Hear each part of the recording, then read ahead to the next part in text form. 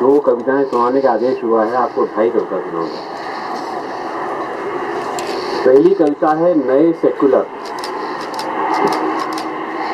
अपने नरेंद्र भाई भी सेकुलर,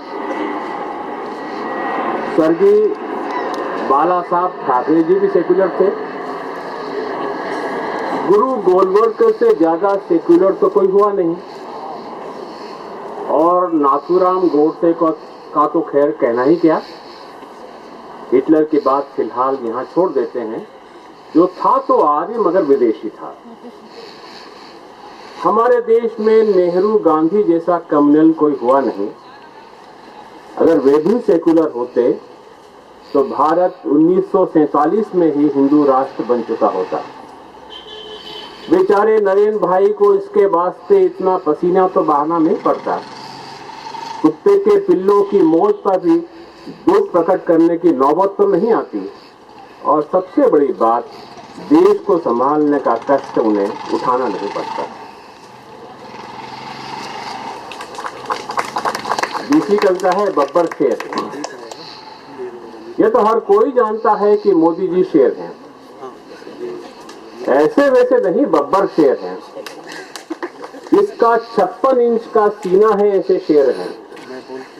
लोगों को पहले मालूम नहीं था, मगर मोदी जी को डे 1 से मालूम था कि वे शेर हैं और बब्बर शेर हैं।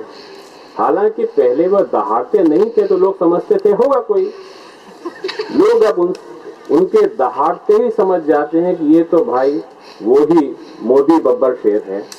वैसे मोदी जी ऐलानिया सबको बता भी देते हैं कि वे शेर हैं, मगर क्या करें इन बच्चों का। ये तो शेर से भी नहीं डरते। एक ने उनसे मुस्कुराते हुए पूछा कि अंकल जी आप शेर हैं तो आपकी पूंछ कहाँ है। दूसरे ने पूछा अंकल जी आजकल शेर क्या दाढ़ी भी रखने लगा है, डिजाइनर कुर्ता पायजामा भी पहनने लगा है।